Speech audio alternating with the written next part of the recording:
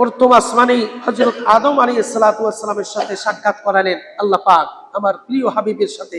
বলি না সুবহানাল্লাহ। হযরত আদম আলাইহিস সালাতু ওয়াস সালামের সাথে সাক্ষাৎ হলো, কথোপকথন হলো। দ্বিতীয় আসমানে হযরত ইয়াহিয়া এবং হযরত ইসহাক আলাইহিস সালাতু ওয়াস সালামের সাথে আমার রাসূলের সাথে সাক্ষাৎ করালেন কে? তৃতীয় আসমানে হযরত ইউসুফ আলাইহিস সালাতু ওয়াস সালাম আমার রাসূলের পরে যার সৌন্দর্য মণ্ডিত হয়ে তৎকালীন সময় মিশরের নারীরা লেবু কাটতে গিয়ে হাত কেটে ফেলেছিল, সেই ইউসুফ আলাইহিস সালাতু ওয়াস সালামের সাথে সাক্ষাৎ করালেন আমার প্রিয় নবী হাবিবের সাথে। বলুন না সুবহানাল্লাহ। চতুর্থ আসমানে হযরত ইদ্রিস আলাইহিস সালাতু ওয়াস সালাম, তার সাথে চতুর্থ আসমানে আল্লাহ রাব্বুল আলামিন আমার প্রিয় হাবিবের সাথে শেষ পয়গম্বরের সাথে সাক্ষাৎ করালেন। পঞ্চম আসমানের মধ্যে হযরত হারুন আলাইহিস সালাতু ওয়াস সালামের সাথে আল্লাহ রাব্বুল আলামিন সাক্ষাৎ করাইয়ে দিলেন। বলুন না সুবহানাল্লাহ। ষষ্ঠ আসমানের মধ্যে হযরত মূসা আলাইহিস সালাতু ওয়াস সালাম, যিনি কথোপকথন না করতে পারলে, আল্লাহ পাকের সাথে কথা না বলতে পারলে তার মেজাজ খুব গরম হয়ে যেত, এত মেজাজি ছিল। নবী এবং রাসূলদের মধ্যে সবচেয়ে মেজাজি নবী ছিলেন হযরতে মূসা আলাইহিস সালাতু ওয়াস সালাম। এই জন্য অনেকে নাম রাখতে কি কয় মূসা নাম রাখে। চ্যানেলটি সাবস্ক্রাইব করে আমাদের সঙ্গেই থাকুন। রব্বুল আলামিন ইহকালীন এই জগতের মাঝে অসংখ্য নবী এবং রাসূলকে আল্লাহ রাব্বুল আলামিন মানুষের হেদায়েতের জন্য পথ প্রদর্শক হিসাবে প্রেরণ করেছেন। তন্মধ্যে সর্বশেষ আখেরি পয়গম্বর দু জাহানের বাদশা সরকারে দো আলম নূরে মুজাসসাম হুজুরে আকরাম হুজুরে পুরুনুর সাল্লাল্লাহু আলাইহি ওয়াসাল্লাম, যিনি ইমামুল মুরসালিন, সমস্ত নবী এবং রাসূলদের ইমাম, তিনি আল্লাহ রাব্বুল আলামিন পৃথিবীর নবুয়াতের শেষ প্রান্তে তাকে এই দুনিয়া নামক এই জমিনে পাঠিয়ে নবুয়াতের দরজাকে বন্ধ করে দিয়েছে। বলিন আলহামদুলিল্লাহ। এবং সমস্ত নবী এবং রাসূলদের সরদার হিসাবে তিনি ঘোষণা করেছেন, ইমাম হিসাবে ঘোষণা করেছেন। এবং সমস্ত নবী এবং রাসূলদের যে ইমাম, তিনি লাইলাতুল মিরাজের রাত্রিতে আল্লাহ রাব্বুল আলামিন সমস্ত ইমাম, সমস্ত নবী এবং রাসূলদের মাঝে বাইতুল মুকাদ্দাসে নামাজের ইমামতিতে আখেরি পয়গম্বর দো জাহানের বাদশাকে ইমামের দায়িত্ব দিয়ে আল্লাহ পাক সমস্ত নবী এবং রাসূলকে বুঝিয়ে দিলেন, সমস্ত নবী এবং রাসূলদের মধ্যে যিনি ইমাম, তিনি তোমাদের মাঝে আজকের ইমামতি করেছেন। বলি না সুবহানাল্লাহ। সেই নবীর উম্মত আমরা হতে পেরে আল্লাহ পাকের দরবারে আমরা শুকরিয়া আদায় করা দরকার আছে কি নাই? আমরা ধন্য কিনা?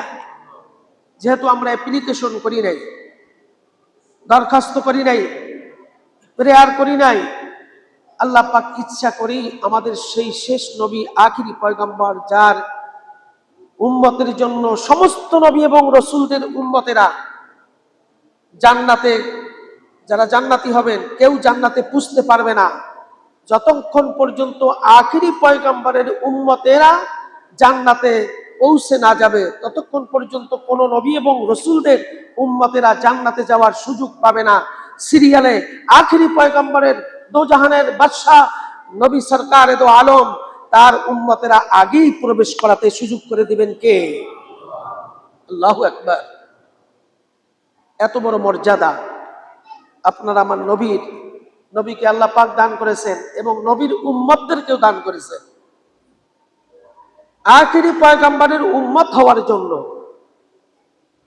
নবী এবং রাসূলরা, আমার রাসূলের আগে যারা নবী এবং রাসূল আখিরি পয়গম্বরের মর্যাদার কথা শুনে,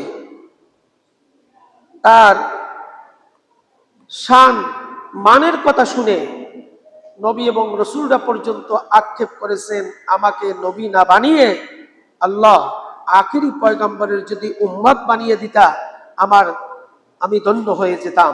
বলি না সুবহানাল্লাহ। এমন আকাঙ্ক্ষাকে এত বেশি আল্লাহ পাকের দরবারে পেশ করেছেন।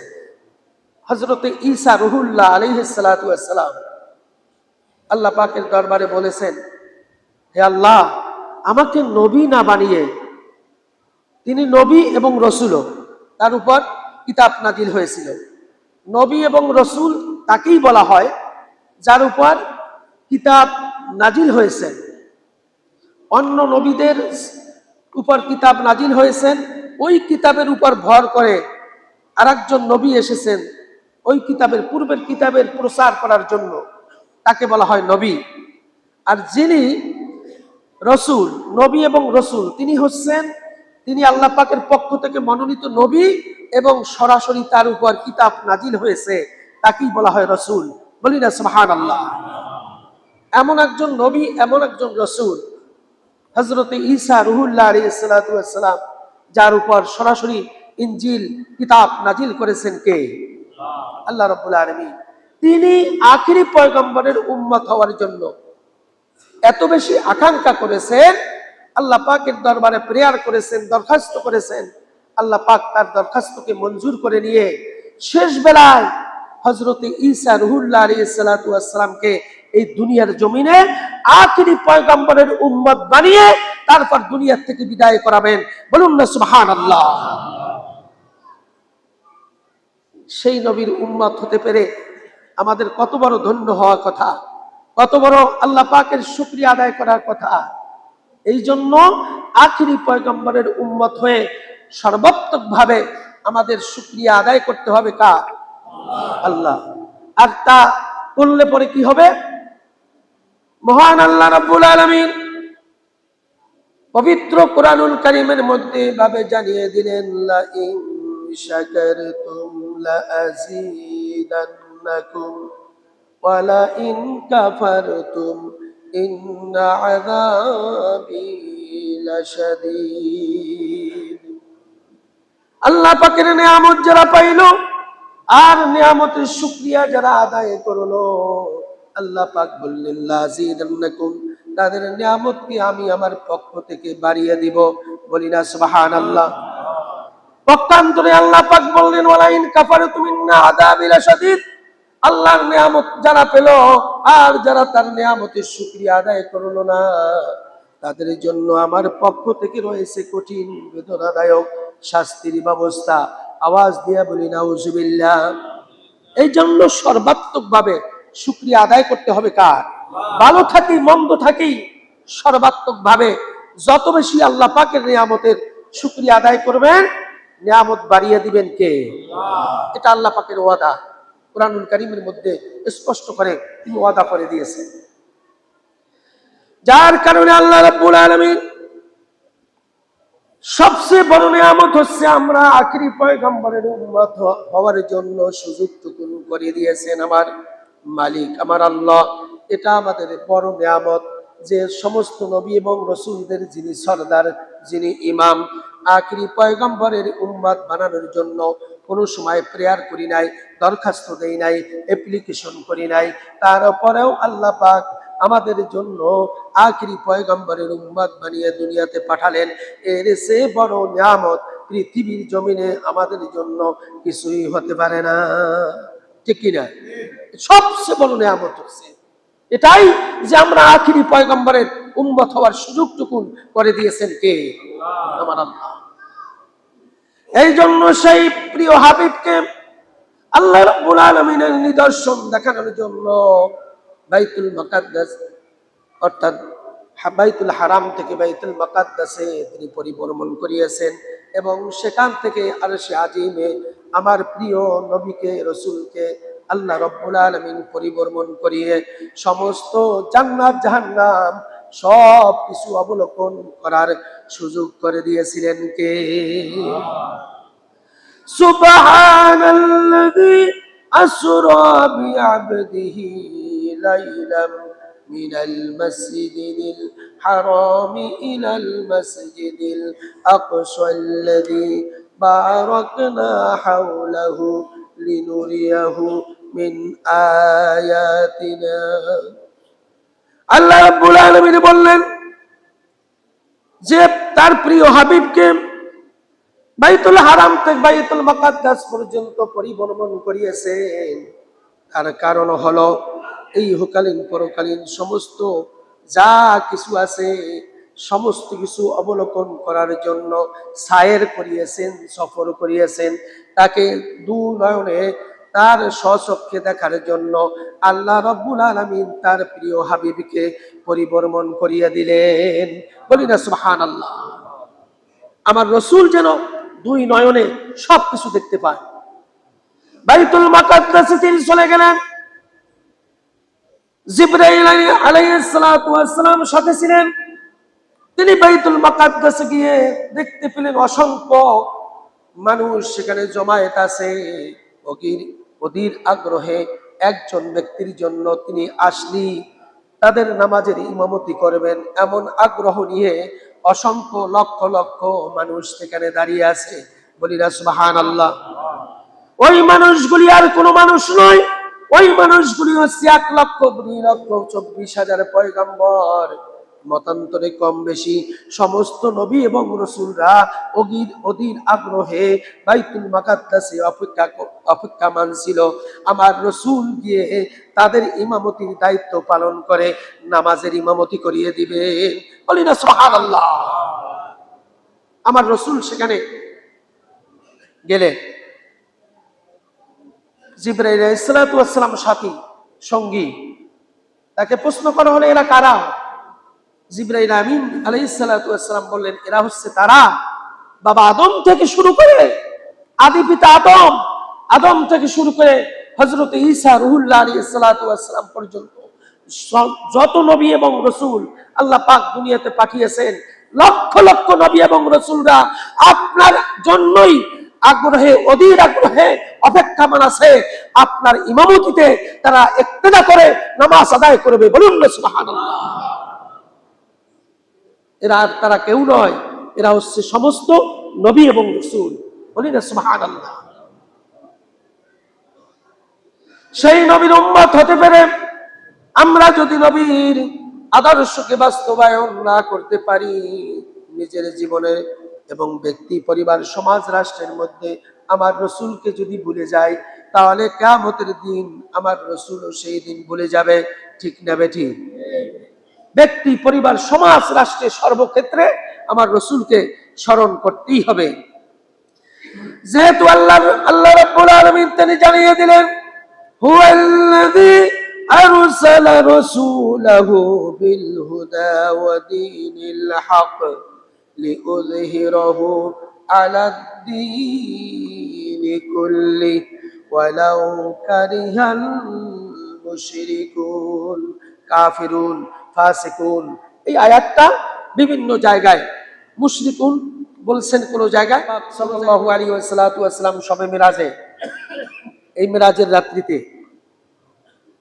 তিনি পরিভ্রমণ করলেন আরশে আজিমে। আল্লাহ পাক তাকে নিয়ে গেলেন।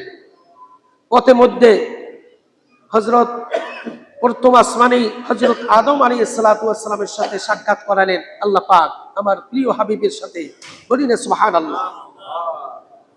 হযরত আদম আলাইহিস সালাতু ওয়াস সালামের সাথে সাক্ষাৎ হলো, কথোপকথন হলো।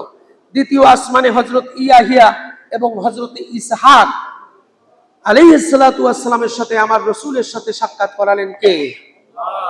তৃতীয় আসমানে হযরত ইউসুফ আলাইহিস সালাতু ওয়াস সালাম আমার রাসূলের পরে যার সৌন্দর্য মণ্ডিত হয়ে তৎকালীন সময় মিশরের নারীরা লেবু কাটতে গিয়ে হাত কেটে ফেলেছিল, সেই ইউসুফ আলাইহিস সালাতু ওয়াস সালামের সাথে সাক্ষাৎ করালেন আমার প্রিয় নবী হাবিবের সাথে। বলুন না সুবহানাল্লাহ।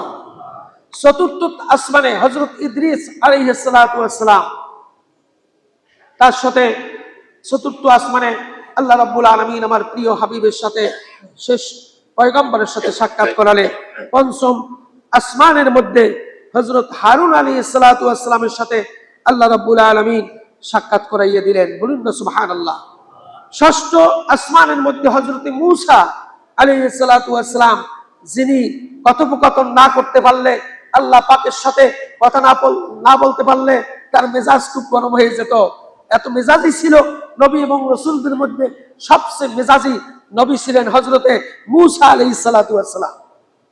এই জন্য অনেকে নাম রাখতে কি কয়, মূসা নাম রাখেন না, খুব গরম।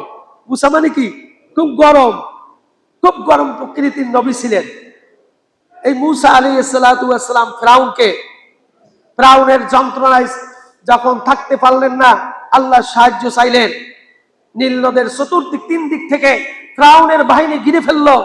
সামনে নদী, আর কোনো পথ নেই। মূসা আলাইহিস সালাতু ওয়াস সালামকে বললেন, হে প্রিয় হাবিব, আপনার হাতে কি? বলে, আমার হাতে তো এক লাঠি আছে, এটা দিয়ে আমি ছাগলের বকরিরে আমি পাতা টাতা ছিঁড়ে খাওয়াই, বর দিয়ে হাঁটি, এটা ছাড়া তো কিছুই নাই। বলে, এটা দিয়েই আপনি নদীর উপর আঘাত করেন। বলুন না সুবহানাল্লাহ। হযরত মূসা আলাইহিস সালাতু ওয়াস সালামের এই কেরামতি লাঠি দিয়ে, মুজিজার লাঠি দিয়ে দরিয়ার উপর যখন বাড়ি মারলেন, আল্লাহ রাব্বুল আলামিনের পক্ষ থেকে একটা নয়, দুইটা নয়, 12টি রাস্তা আল্লাহ পাক এই দরিয়ার মধ্যে থেকে উত্তোলন করে দিলেন। বলুন না সুবহানাল্লাহ। এরপর আল্লাহর হুকুম হলো, এই রাস্তা দিয়ে পার হয়ে ওপারে চলে যাও।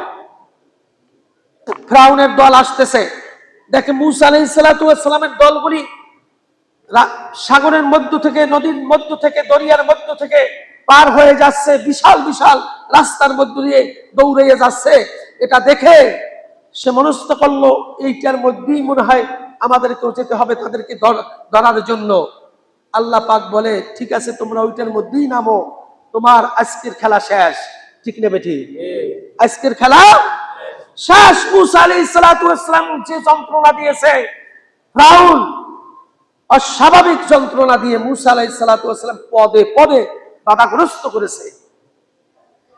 ইসলাম দ্বীন ধর্মকে প্রতিষ্ঠিত না করার জন্য ফিরাউনের বাধা, এবং ফিরাউন নিজেই খোদা দাবি করে বসেছিল। বলুন না নাউজুবিল্লাহ। তখন মূসা আলাইহিস সালাতু ওয়াস সালামের সঙ্গী এবং সাথী নিয়ে যখন কিনারে পৌঁছে গেল, তখন এরা শুরু করলো যাত্রা। এই দরিয়ার মধ্য থেকে মাঝখান পথে যখন আসলো, তখন আল্লাহ পাকের হুকুম আসলো যে দরিয়ার মধ্যে যে রাস্তা আছে, আবার বিলীন হয়ে যাও আমার হুকুমে, কুন ফায়াকুন। বলুন না সুবহানাল্লাহ। এই দরিয়ার মধ্যে চুগনি খেয়ে, পানি খেয়ে ফিরাউনের দল বল যা আছে সব ধ্বংস করে দিয়েছিলেন কে? শুধুমাত্র একমাত্র ফিরাউনকে রেখেছে। এই কারণে মানুষের নিদর্শন হিসাবে, তাও কোরআনুল কারীমের মধ্যে আল্লাহ পাক বলে দিয়েছেন, এই ফিরাউনকে আমি মানুষের নিদর্শন হিসাবে রেখেছি। যারা এই জমিনের মধ্যে জুলুম করেছে, অন্যায় করেছে, অপরাধ করেছে, তাদের শাস্তি স্বরূপ আমি সমস্ত কিয়ামত পর্যন্ত মানুষের সামনে সুটকি করে এই ফিরাউনকে রাখবো, যাতে করে তার দাম্ভিক্য, খোদাইগিরি আর বাদশাগিরি মানুষ দেখে চিন্তা করে যে কারো কোনো বাদশাহী করার কোনো আজীবন সুযোগ থাকে না। আল্লাহ পাক তাদেরকে একদিন না একদিন ধরেই ছাড়ে, দুনিয়ার থেকে বিদায় করেই ছাড়ে। এই নিদর্শন দেখে যেন মানুষ শিক্ষা পায়, এইটার সামনে শিক্ষা গ্রহণ করে সামনে অগ্রসর হবে, আল্লাহকে স্মরণ করবে, নবী রাসূলদেরকে স্মরণ করবে। ঠিক নেবে? ঠিক। এই জন্য সুটকি করে ফিরাউনকে রেখেছে। সপ্তম আসমানে হযরত ইব্রাহিম আলাইহিস সালাতু ওয়াস সালাম এর সাথে সাক্ষাৎ হলেন। কিন্তু সবচেয়ে মজার বিষয় হলো, হুজুরে খোদা সাল্লাল্লাহু আলাইহি ওয়াসাল্লাম তাকে জান্নাত দেখালেন, জাহান্নাম দেখালেন। তিনি জান্নাতে যখন যাচ্ছেন, তখন জান্নাতের অনেক আগ থেকেই একটা সুঘ্রাণ, জান্নাতের মধ্য থেকে সুঘ্রাণ, আমার রাসূলের নাকের মধ্যে সুঘ্রাণটি পাইতেছিল। হযরত জিবরাইল আলাইহিস সালাতু ওয়াস সালামকে জিজ্ঞেস করলেন, হে জিবরাইল, এই ঘ্রাণটা কি? এত বেশি সুঘ্রাণ, পৃথিবীর জমিনে তো এত সুন্দর ঘ্রাণ আর কোনোদিন আমি শুকতে পারি নাই। তখন হযরতে ইব্রাহিম আলাইহিস সালাতু ওয়াস সালাম বললেন, এই সুঘ্রাণটা হইছে হযরতে ফিরাউনের মেয়ের যে চুল আছরাতো, সে দাসী, এই দাসীর সন্তানদেরকে একে একে 7টি সন্তানকে হত্যা করেছে ফেরাউন। তার কারণ হলো এই দাসীর হাত থেকে চুল আঁচড়াতে গিয়ে হাত থেকে যখন চিরুনি পড়ে গেছে, তখন চিরুনি নিতে গিয়ে ওই দাসী বিসমিল্লাহির রহমানির রহিম বলে চিরুনিটা হাতে তুলেছিল। এটা ওই দাসী মানে ফেরাউনের মেয়ে শুনলো। শোনার পরে পিতাকে এই নালিশ দিল, হে আমার পিতা, এই দাসী না জানি তোমাকে ছাড়া আর কাউকে খোদা মানে, তার উপর ভরসা করে এই চিরুনিটা তুলেছে। বলুন না সুবহানাল্লাহ। ফেরাউন তাকে মজলিসে ডাকলো। এই দাসী বলল, হ্যাঁ আমি একজনকে আল্লাহ মানি, খোদা মানি তোমাকে ছাড়া। তিনি আর কেউ নন, যিনি হচ্ছেন লা ইলাহা ইল্লাল্লাহ। বলুন না সুবহানাল্লাহ। মুসা কালিমুল্লাহ, ওই মুসার খোদা, যার কোনো শরীক নাই, যার কোনো ইলাহা নাই, তিনি একক, তিনি অদ্বিতীয়। কুল হুয়াল্লাহু আহাদ আল্লাহুস সামাদ। বলুন না সুবহানাল্লাহ। ওই আল্লাহর আমি ইবাদত করি, ওই আল্লাহকে আমি রব হিসাবে আমি মানি। ফেরাউন বলল, এইটা যদি হয় তোমার পরিণতি কি হবে তুমি কি জানো? বলে কি হবে? যে তোমার যে সন্তানগুলি আছে সন্তানগুলি হারাবে। বলে কেমনে? তুমি যদি আমাকে ওই আল্লাহ ব্যতীত আমাকে যদি খোদাই আল্লাহ যদি না মানো, খোদা হিসাবে রব হিসাবে আমাকে যদি না মানো, তোমার প্রত্যেকটা সন্তানকে আমি হত্যা করে ফেলবো। তেলের তাগারি কয় নাকি কয় ড্যাগ, তেলের ড্যাগের মধ্যে তেল, ফুটন্ত তেল এভাবে প্রজ্বলিত করা হলো। একের পর এক তাকে খোদাই, ফেরাউনকে খোদাই মানার জন্য তার একের পর এক 7টা সন্তানকে আগুনের মধ্যে এভাবে ফেলতে শুরু করলো। পর্যায়ক্রমে সব সন্তান আগুনের মধ্যে পুড়ে যাচ্ছে। ছোট্ট সন্তানটা, মায়ের বুকের যে সন্তানটা আছে, সেই সন্তানটা লাস্টে যখন ফেলবে, তখন ওই সন্তান যখন ফেলতেছে, সন্তানের মুখ থেকে আওয়াজ দিয়ে বলতেছে, মা আমি জান্নাত দেখতেছি, তুমি এই ফেরাউনকে কোনোদিন খোদা রব হিসেবে মানবে না। আমরা জান্নাতে পৌঁছে যাচ্ছি, আমাদের ভাইরাও সব জান্নাতে পৌঁছে গেছে, তুমিও জান্নাতে পৌঁছে যাবা। তারপরেও তোমাকে যদি তেলের ডেকেও ফেলানো হয় তুমিও মারা যাবা, কিন্তু তারপরেও ফেরাউনকে রব হিসেবে মানবা না। বলুন না সুবহানাল্লাহ। এভাবে সব সন্তানগুলিকে তেলের ডেকে ফুটন্ত তেলের মধ্যে পুরে ছারখার করে দিল। এরপর এই দাসীকেও হত্যা করা হলো। এই ঘ্রাণটা যখন আমার রাসূল বললেন এত সুঘ্রাণ দূর থেকে আসতেছে, তখন জিবরাইল আমিন আলাইহিস সালাতু ওয়াস সালাম বললেন, এই ঘ্রাণটা হচ্ছে ওই ঘ্রাণ হযরতে এই মূসা আলাইহিস সালাতু ওয়াস সালামের জামানায় ফেরাউন তার দাসীকে, মেয়ের দাসী যিনি ছিল, এই দাসীর হত্যা করা হয়েছিল এভাবে। এই দাসীর হত্যা করার কারণে তারা যে জান্নাতে পৌঁছে গেছে, আল্লাহ রব্বুল আলামিন তাদের জন্য এমন একটা জ্ঞান দিয়েছে, পৃথিবীর জমিনে এত ত্যাগ তারা দিয়েছে, ত্যাগের কারণে তাদের সুঘ্রাণটা সমস্ত জান্নাতীদের চাইতে আলাদা।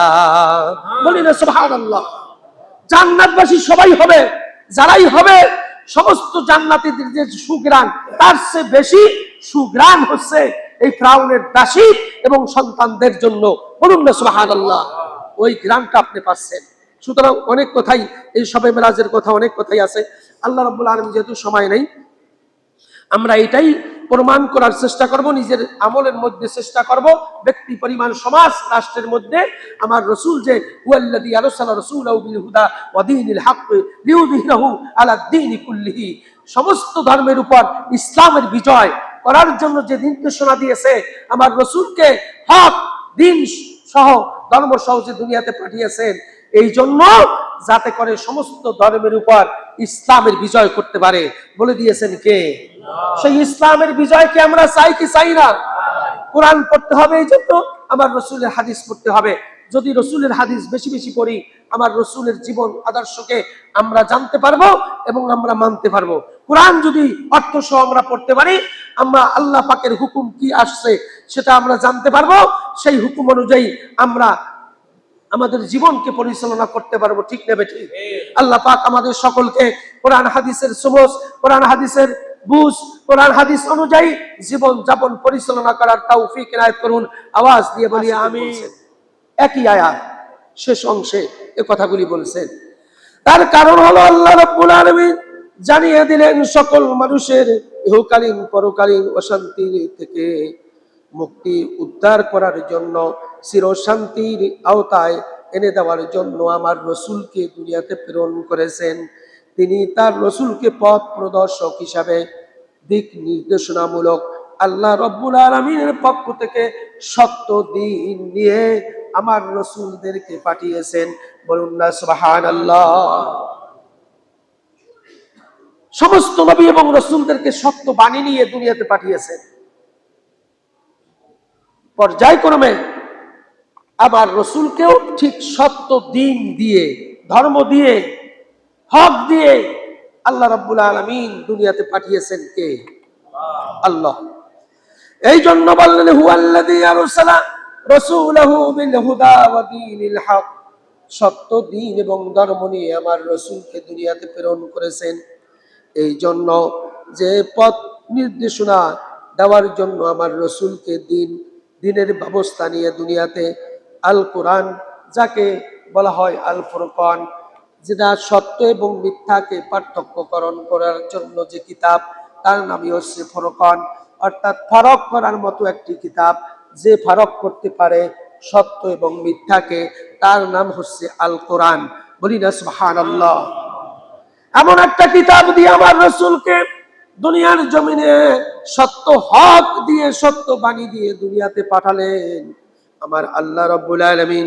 তিনি যেন সকল প্রকার মানব রচিত সকল ব্যবস্থার উপরে এই কোরআনুল কারীমকে প্রতিষ্ঠিত করতে পারে, বলে দিয়েছেন কে? ওয়াদিনিল হাক্কি লিইয়ুযহিরাহু আলাদ দীনি কুল্লি। সমস্ত ধর্ম যা আছে, সমস্ত ধর্মের উপর একমাত্র শুধুমাত্র ইসলামকে প্রতিষ্ঠিত করতে পারে। এই জন্য আমার রসুলকে সত্য দিন দিয়ে পথ প্রদর্শক হিসেবে, নির্দেশনামূলক আল্লাহর পক্ষ থেকে আমার রসুলকে পাঠিয়েছেন। বলি না সুবহানাল্লাহ। এবং সেই রসুলের উপর কোরআনুল কারীমকে পাঠানোর উদ্দেশ্য হচ্ছে যাতে করে মানুষ এই কোরআনের বিধান মতে জীবন, পরিবার, সমাজ, ব্যক্তি, পরিবার, সমাজ, রাষ্ট্রকে পরিচালনা করতে পারে। উদ্দেশ্যটা কার? আল্লাহ পাকের। কায়েম করবে কারা? মানুষ। উদ্দেশ্য হচ্ছে কার? আল্লাহ। এটাকে পালন করবে কে? মানুষগুলি পালন করতে হবে। আমি ব্যক্তি, আমি পরিবার, আমার সমাজ, আমার রাষ্ট্রের মধ্যে হুজুর পাক সাল্লাল্লাহু আলাইহি ওয়াসাল্লামের তরিকাকে এবং আল্লাহ রাব্বুল আলামিনের হুকুমকে বাস্তবায়ন করা ছাড়া ইমানদার, পরিপূর্ণ ইমানদার হওয়ার কোনো সুযোগই নাই, বলে দিয়েছেন কে? সেই জন্য আল্লাহ রাব্বুল আলামিন লাস্ট অংশে বলেছেন ওয়ালাউ কারিহাল মুশরিকুন ওয়ালাউ কারিহাল কাফিরুন ওয়ালাউ কারিহাল ফাসিকুন। আল্লাহ রাব্বুল আলামিন বললেন আমি আমার জমিনে দিন প্রতিষ্ঠা করব আমার নবী এবং রাসূলদের মাধ্যমে। তাতে কাফেরদের অন্তরে যতই জ্বালা যন্ত্রণা হোক না কেন, মুশরিকদের অন্তরে যতই জ্বালা যন্ত্রণা হোক না কেন, ফাসিকদের অন্তরে যতই জ্বালা যন্ত্রণা হোক না কেন, আল্লাহর দ্বীন প্রতিষ্ঠিত করবেই, বলে দিয়েছেন কে? আল্লাহ পাক বলছেন এই দ্বীন, এই ধর্মকে আমি প্রতিষ্ঠা করবই। তাতে কাফেরদের, ফাসিকদের আর জালেমদের যত বড়ই কলিজার মধ্যে জ্বালা যন্ত্রণা ধরুক না কেন, সমস্ত জ্বালা যন্ত্রণা ধরিয়ে আগুন ধরিয়ে দিয়ে আমার ইসলাম কোরআনকে প্রতিষ্ঠিত আমি আল্লাহর পক্ষ থেকে নবী এবং রাসূলদের মাধ্যমে আমি করেই ছাড়বো। বলুন না সুবহানাল্লাহ। নবী এবং রাসূলরা আর আসবেন না? আসবে? তাহলে এই গুরু দায়িত্ব কাদের উপর রয়েছে? আমার রাসূল বললেন ক্বালা রাসূলুল্লাহ সাল্লাল্লাহু আলাইহি ওয়াসাল্লাম আল উলামা ওয়ারাসাতুল আম্বিয়া। নবী এবং রাসূলরা আসবেন না, কিন্তু আমার রাসূল বলেছেন আমার উলামায়ে হযরত, আলেমরাই হচ্ছে আমার ওয়ারিস। বলুন না সুবহানাল্লাহ। নবী এবং রাসূলরা আসবেন না, কিন্তু নবী এবং রাসূলদের গুরু দায়িত্ব তাদের কাদের মধ্যে আছে? যারা দুনিয়ার জমিনে ইলম শিক্ষা করেছে, ইলম অর্জন করেছে, আলেম নামে খ্যাত, এরাই নবী এবং রাসূলদের কার্যক্রম পরিচালনা করে যাবে। বলি না সুবহানাল্লাহ।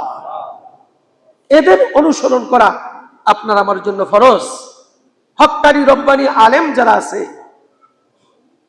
এই আলেমদের অনুসরণ করা এটাও একটা ফরজ। তার কারণ হলো নবী এবং রাসূলরা আসবে না। ওয়া উলিল আমরি মিনকুম আতিউল্লাহ ওয়া আতিউর রাসূল, আল্লাহর হুকুম রাসূলের তরিকা এরপরে মানতে হবে। ওয়া উলিল আমরি মিনকুম, অর্থাৎ যারা আমার আল্লাহ এবং আল্লাহর রাসূলের আমরগিরি করেছেন, হুকুমকে পালনার্থে নিজেদের জীবনকে যারা অক্ষ করেছে, তাদের হুকুমাত পালন করাও, তাদের পিছনে থাকাটাও ফরজিয়াতের হুকুম, ঠিক কিনা? এই জন্য আলেমদের পিছনে অবশ্যই আমাদেরকে থাকতে হবে। যদি নবীকে পাইতে চাই, আল্লাহকে পেতে চাই, আলেমদের পিছন থেকেই আমাদেরকে অগ্রসর হতে হবে। আলেমদেরকে অ্যাঙ্কার করা যাবে না, তিরস্কার করা যাবে না, আলেমদের বিরুদ্ধে কথা বলা যাবে না। যারা হক্কানি রব্বানি আলেম, ঠিক না বেঠি, মুশরিক আলেম ব্যতীত যারা সেজদা দেয়, যারা আলেম নামে আলেমের সু বলা হয়, যারা শিরকিয়াতের মধ্যে নিমজ্জিত, শিরকিয়াতের গুনাহ আল্লাহ পাক বলছেন ইন্না শিরকা লাযুলমুন আযীম, সমস্ত গুনার মধ্যে যত বড় গুনাহ আছে, শিরক গুনার মতো বড় গুনাহ আর নেই। ওই আলেমরাই ধ্বংস যারা আলেম নামে নিজেদেরকে পরিচয় দেয় আর মাজারে গিয়ে সেজদা দেয় অথবা শিরকিয়াতের মধ্যে নিমজ্জিত থাকে, ঠিক নেবে ঠিক? আল্লাহর জায়গায়, আল্লাহ রাসূলের জায়গায় অন্য কাউকে বসিয়ে দেয়। আল্লাহ সাহায্য করতে পারে, আমার বাবা জানো এইরকমই সাহায্য করতে পারে, এই রকমের যাদের মন মানসিকতা আছে, এটার নামই হচ্ছে শিরক। আল্লাহর সাথে যারা জুড়ে দেয়, আল্লাহর সাথে সম্পর্ক সমমানে করে দেয়, এর এই শিরকিয়াতের মধ্যে যারা থাকবে, এই গুনাহগুলি মাফ হবে না, পশ্চিমকালেও মাফ হবে না, যতক্ষণ পর্যন্ত তওবা না করা হবে, ফিরে না আসা হবে, ঠিক নেবে ঠিক? এই জন্য আল্লাহ রাব্বুল আলামিন এই পৃথিবীর জমিনে আমাদেরকে দুনিয়াতে পাঠানোর উদ্দেশ্য হচ্ছে আমার রাসূলকে দুনিয়াতে পাঠিয়ে আমাদেরকে দিক নির্দেশনা মূলক আমাদেরকে দুনিয়াতে সব কিছু বলে গেছেন। শাশ্বত বাণী, সার্বজনীন, সকল মানুষের জন্য আমার রাসূলের বাণীগুলি কিয়ামত পর্যন্ত বিদ্যমান থাকবে, ঠিক না ঠিক? আমার রাসূল যা কওল করেছেন, যা কিছু বলেছেন, এই দুনিয়ার জমিনের মধ্যে কিয়ামত পর্যন্ত তার এই শাশ্বত বাণী সার্বজনীন সকল মানুষের কাছে আমার রাসূলের কওলগুলি, বাণীগুলি, হাদিসগুলি বিদ্যমান রাখবেন কে? আল্লাহ রাব্বুল আলামিন। এই জন্য আল কোরআন যেমন সত্য, আমার রাসূল তেমনি সত্য, রাসূলের বাণীগুলিও তেমনি সত্য। এই সত্য বাণী বুকে আঁকড়ে ধরে আপনাকে আমাকে পথ অতিক্রম করতে হবে। কোন পথে যাচ্ছি? আল্লাহ রাসূল থেকে আমরা সরে যাচ্ছি কিনা? রাসূলের তরিকা মানে রাস্তা, রাসূল সাল্লাল্লাহু আলাইহি ওয়াসাল্লাম যে তরিকা দেখিয়ে গেছেন, যে রাস্তায় উঠতে বলছেন, সেই রাস্তা থেকে আমরা ছিটকে পড়ে গেছি কিনা, এই বিবেক বিচার করে কোরআন হাদিসের মাধ্যমে ফয়সালা করে নিতে হবে। বলে দিয়েছেন কে? সত্য এবং মিথ্যাকে পার্থক্যকরণ কিতাব, যার নাম হচ্ছে আল ফুরকান, ফারাক করতে পারে যে কিতাব। এই জন্য কোরআনের শরণাপন্ন হতে হবে, কোরআন বেশি বেশি করতে হবে, কোরআনের অর্থ সহ পড়ে আমি কোন পথে যাচ্ছি, কার পিছনে হাঁটছি, কোন নেতার পিছনে দৌড়াচ্ছি, তা সব ফয়সালা দিয়ে দিবেন কে? আল্লাহ।